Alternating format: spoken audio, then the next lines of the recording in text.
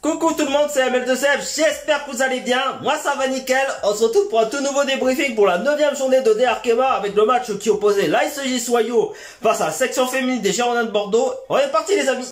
Alors les amis, que dire de ce derby tant attendu de la 9e journée de DR Arkema? Ben honnêtement je suis quand même content pour les Bordelaises forcément, vu leur match précédent à domicile sur une défaite 3-0 contre le Paris Saint-Germain.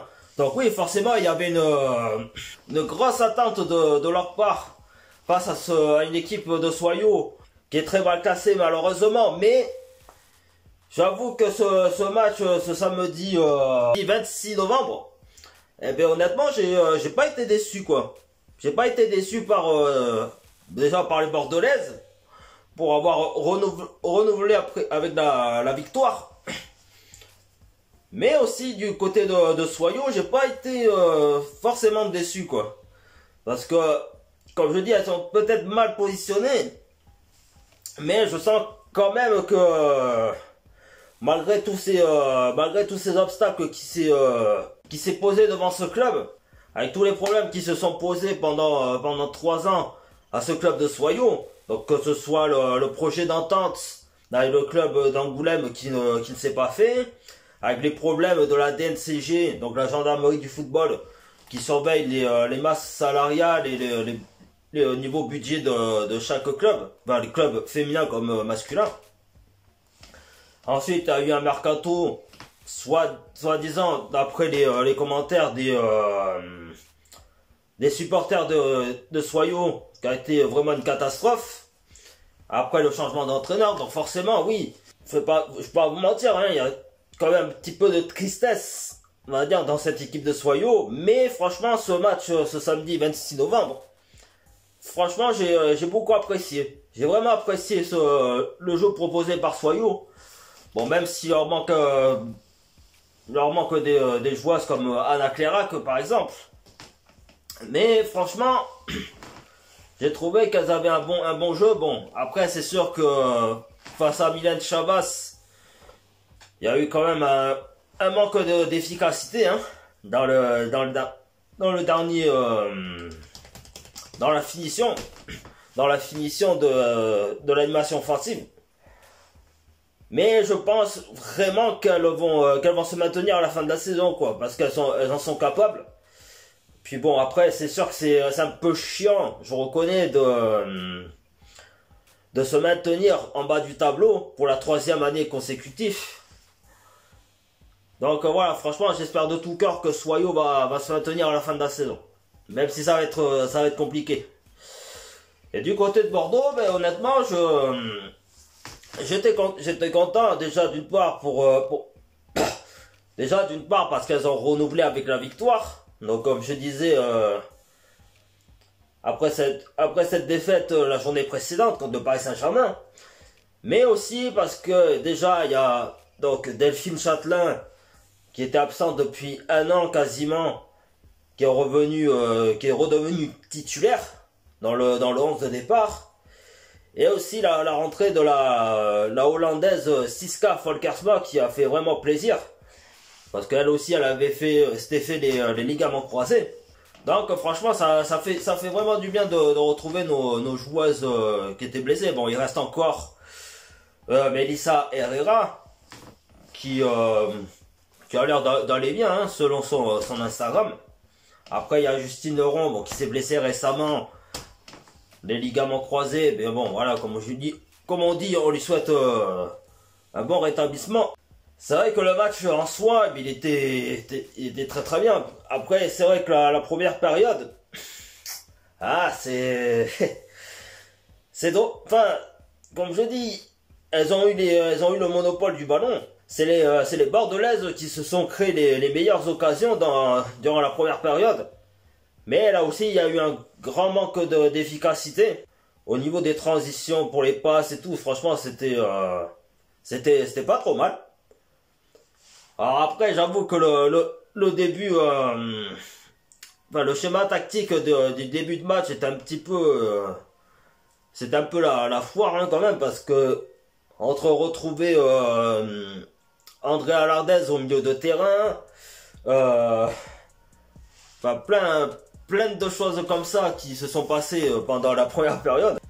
Et d'ailleurs, en parlant un peu de, en parlant un peu de Patrice Lair, j'avoue que je suis un petit peu en colère en fait envers la Fédération française de football, parce que je pense que vous avez vu un petit peu la nouvelle cette semaine, enfin avant le match contre Soyons. Donc Patrice Lair qui a pris 8 matchs de suspension suite à son carton rouge face au Paris Saint-Germain la journée précédente pour avoir tenu des propos sur l'arbitrage. Après, comme je dis, le truc qui est malheureux aujourd'hui dans le football, c'est que t'as l'impression que tu peux plus rien dire. Tu peux plus rien dire en fait sur l'arbitrage, du match quoi. Encore, comme je dis, Patrice Lair, il a pas agressé physiquement non plus. Malheureusement, après, voilà, c'est le cas aussi au football amateur.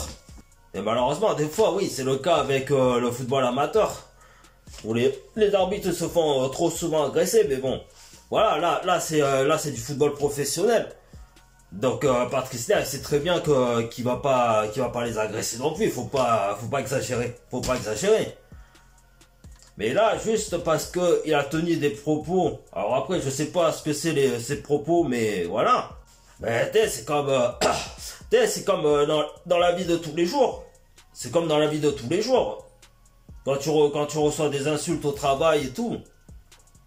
Bon, la plupart du temps, malheureusement, ça dégénère. Mais bon, ça c'est dans les cas particuliers. Enfin, dans les cas rares. Mais sinon, t'encaisses parce que tu sais très bien que pertinemment tes décisions pendant le match vont être discutées par les entraîneurs, par même le public sur les réseaux sociaux. Donc voilà, t'encaisses. Mais au lieu de ça, ils ont préféré balancer ça à la commission de discipline et mettre 8 matchs de suspension à Patrice Lair, quoi. C'est n'importe quoi. Donc là, Patrice Lair, il va être de retour contre le Paris FC, donc le match retour à domicile, quoi. Et donc, pour en revenir au match, donc à la deuxième période, et bien là, hey hermano, tu me reconnais? Je suis le tonton de Mère Garbino. Et tu sais quoi? Eh oui, c'est encore ma nièce qui a marqué un but. Qui a marqué encore un but contre l'AS Soyons.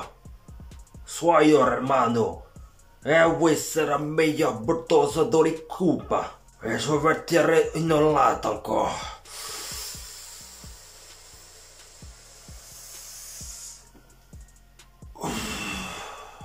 Ah, bravo ma petite nièce. Oui, tonton est un petit peu malade à force de fumer le Cuba. La cigarette de Cuba l'a dit. Tu as compris, hermano? Allez, je vous laisse avec la suite de la vidéo. Attendez, je vais tirer une grosse latte pour vous dire au revoir. Au revoir, les amigos. Comme disait tonton Garbino, eh ben oui, c'est sa petite nièce qui a marqué le but. Le seul but de la partie. Et franchement, ça fait plaisir, ou pas? Oui, donc franchement, oui, ça fait vraiment plaisir parce que non seulement elle continue sur sa grande forme de cette saison, bon, malgré quelques périodes compliquées, hein, on va pas se mentir, mais elle continue à faire avancer ses coéquipières et bien sûr faire vibrer son public, hein, bien entendu. Parce que faut quand même préciser que Maëlle Garbino, avant de venir au Girondins de Bordeaux, elle revenait d'une grave blessure au ligament croisé quand elle était à Saint-Étienne. Donc franchement, aujourd'hui, voilà, c'est une très belle revanche. C'est une très belle revanche qu'elle s'offre depuis 5 ans. Ah, et puis après, voilà, en général, Bon après voilà, comme je dis en deuxième période, donc il y a eu le but de Mike Garbino, mais j'avoue que voilà après c'est vrai que après une heure de jeu, ben, il y a la fatigue, hein. Il y a la fatigue des deux équipes qui commencent à se sentir. Mais c'est vrai que c'est devenu un petit peu un problème, je trouve, chez les Bordelaises. Parce qu'après, ben voilà, soit l'équipe en face, donc Soyo, a tenté le tout pour le tout de revenir à égalité pour repartir, pour partager les points avec les Bordelaises. Mais là aussi, voilà, ça manquait d'efficacité, notamment la dernière action, donc sur le coup franc de Laura Bourgoin. Mais franchement, comme je dis, l'équipe de Soyo, ça reste quand même très encourageant. Très encourageante pour la suite de la saison. Elles ne vont pas descendre en deuxième division. Je pense qu'elles ont, malgré tous ces obstacles, je pense qu'elles ont assez de munitions pour se maintenir en bas du tableau. Et puis concernant les Bordelaises, ben voilà, hein, elles se rassurent quand même. Après une saison à demi-teinte. Alors attendez, je vais vous mettre le classement si je retrouve le truc. Alors comme vous pouvez le voir là sur mon tableau, donc le classement général, bon en attendant le résultat de Lyon face au Paris FC ce dimanche. Donc là grâce à la victoire ce samedi contre Soyo, bon, on retrouve la 7ème place. Un point d'avance du stade de Reims qui ont perdu contre bon, je sais plus contre qui, mais je vous mettrai au montage. Voilà, on a quand même 6 points de retard sur le Paris FC, mais après ça reste encore jouable. Même si je pense que le Paris FC font quand même une bonne saison dans l'ensemble. Après voilà, hein, les 4 après tout reste encore jouable pour pour essayer de s'installer dans le top 5. Dans le top 5 et tout, mais il faut quand même se méfier de Montpellier, de Fleury 91 et du Havre, hein, quoi, parce que pour moi la grosse surprise de cette saison, c'est quand même le club du Havre, donc avec les 3 anciennes bordelaises, Laetitia Philippe, Najma Linajim et Eva Sumo. Après Fleury 91, bon, on va se dire qu'elles ont un petit peu calé en début de saison, mais aujourd'hui voilà, elles sont à la 5ème place. Et puis voilà quoi, c'est comme ça. Après au niveau des clubs pardon qui jouent le maintien en bas du tableau, ça risque un peu d'être compliqué pour les Bretonnes. Donc seulement avec le point du match nul contre l'Olympique Lyonnais. Bon après elles peuvent se rattraper, hein, mais ça va être compliqué si Soyo gagne ce match contre cette même équipe de Guingamp la prochaine journée, donc pour la 10e, et qui se rapprocherait un peu plus enfin parlant de Soyo, de se rapprocher un peu plus de Dijon. Après ça paraîtra un peu compliqué de rattraper bon, enfin après elles peuvent rattraper quand même le stade de Reims, mais il va falloir vraiment grappiller des points au maximum, déjà la prochaine journée et la dernière journée avant la trêve hivernale, mais après pour la suite de la saison. Alors après début 2023, il faut quand même expliquer que voilà, ça démarrera un peu plus tard parce que les 12 clubs entrent en lice pour la Coupe de France. Après, espérons ne pas retomber sur l'Olympique Lyonnais dès notre entrée en lice. Voilà, je pense que vous vous souvenez pourquoi je rappelle cette élimination. Mais bon, voilà, ça reste quand même convenable pour nos Bordelaises. Donc qui peuvent gagner le prochain match contre Rodez, donc la dernière à domicile. Et là, je vous promets que je vais faire l'effort de venir au stade Saint-Germain-du-Bousquin pour voir le dernier match à domicile contre Rodez. L'occasion de retrouver nos 3 anciennes bordelaises encore qui est Chloé Borne, Solène Barbance et Mylène Tarieux. Et après, elles finiront la première partie de saison contre Fleury 91. Bon, malheureusement, qui réussit pas forcément aux Bordelaises. Je me rappelle de la saison dernière où elles ont su profiter justement de l'élimination de nos Bordelaises en Ligue des Champions, et le match retour, là aussi ça a été très compliqué. Donc avec un but de Rosemonde Kouassi et de Léa Le Garec. Mais je pense que déjà le prochain match contre Rodez, on peut prendre des points là. On peut prendre, allez, on sera minimum à 15 points.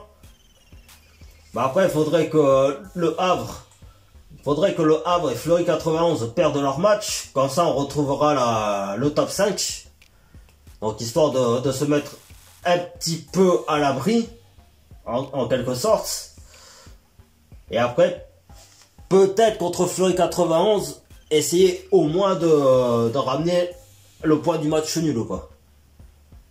Parce que je sais que ça va être très compliqué d'aller les battre, en plus à l'extérieur.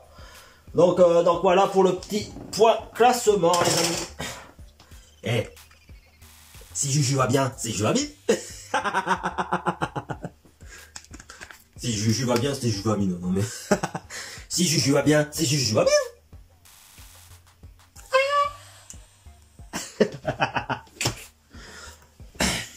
Attends.